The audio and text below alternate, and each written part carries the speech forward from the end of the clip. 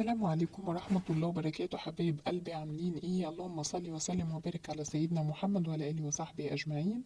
النهاردة هنعمل مع بعض صلصة أو كاتشب زي ما تحبوا بطريقة تحفة. عندنا الطماطم اهي مغسولة وحطها في الحلة مع شوية مية صغيرين، وحطيت عليها ربع فلفل أحمر حلو مع فصين توم وفصين حبهان.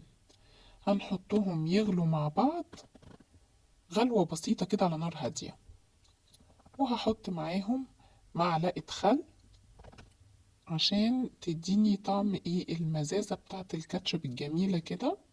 تمام، وهضيف لها كمان معلقة سكر، وهنحطهم على نار هادية ونوطي عليهم ونغطيهم زي ما انتوا شايفين كده. وبعد شوية هفتح اوريكم شكلها بقى عامل ازاي. هنا بقى دي شكلها بعد ما غليت. تمام، بصوا نزلت ميه كمان كتير ازاي. احنا اصلا انا كنت حاطه حبه صغيرين من الميه، بس هي نزلت ميه بتاعتها كمان وسايباها تغلي. طبعا بقى الحاجات اللي محطوطه التوم مع الفلفل الحلو مع القرنفل والخل والسكر بيدوها طعم وريحه روعه، يعني وهي بتتسلق كده مطلعه ريحه روعه. هسيبها طبعا بقى على نار هاديه برضو لحد ما تشرب كل الميه بتاعتها ديت، وهوريها لكم بعد ما هتشرب المية هيبقى شكلها عامل ازاي. اهي خلاص شربت كل المية بتاعتها، شايفين ما فيهاش غير حبة بسيطة جدا من المية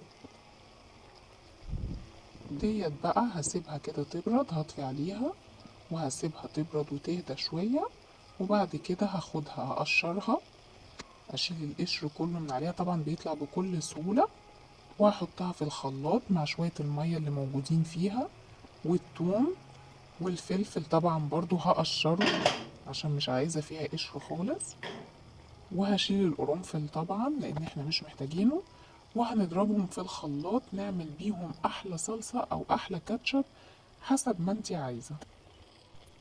معلش يا جماعة انا اسفة بعتذر، هو قرنفل مش حبهان، انا اتلخبطت وقلت حبهان، هو قرنفل.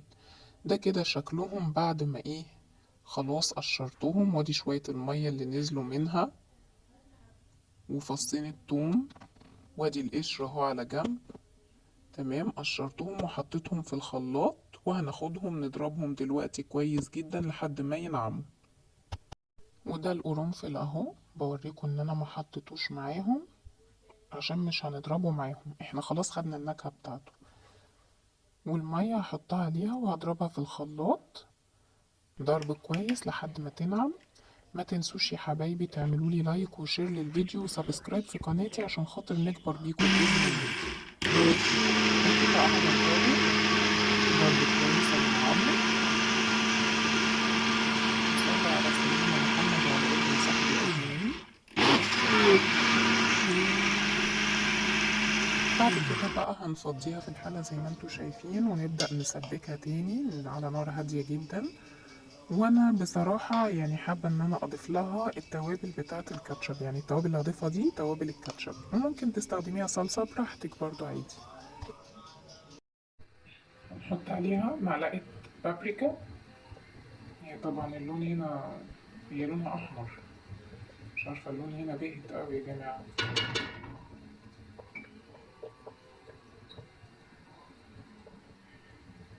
ومعلقة من التوم البودر والبصل البودر،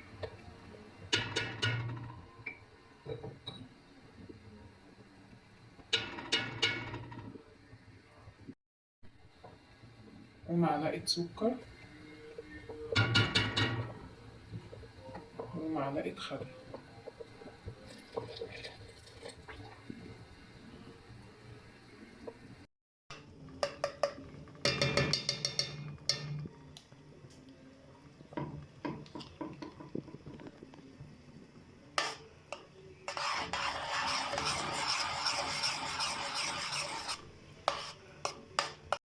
وهنحط معلقة ملح، تمام، عشان تعادل الطعم.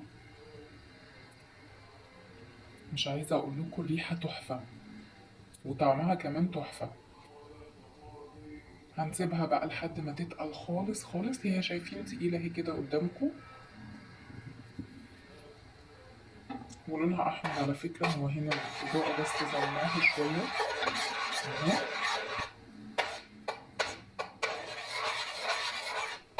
تتقل بس كده وبعدين ايه هنرجع تاني. وهي اتسبكت قدامكم زي ما انتوا شايفين ولونها احمر وجميل.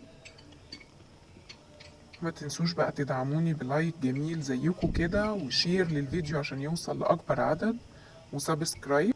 أتمنى تدعموني باشتراك في قناتي عشان نكبر بيكم، وإن شاء الله أفيدكم فيديوهات كتير جميلة ومفيدة زيكم كده حلوين. وإن شاء الله أشوفكم على كل خير في فيديو جديد، مع تمنياتي ليكم بأطيب الأوقات وأتم الصحة والعافية.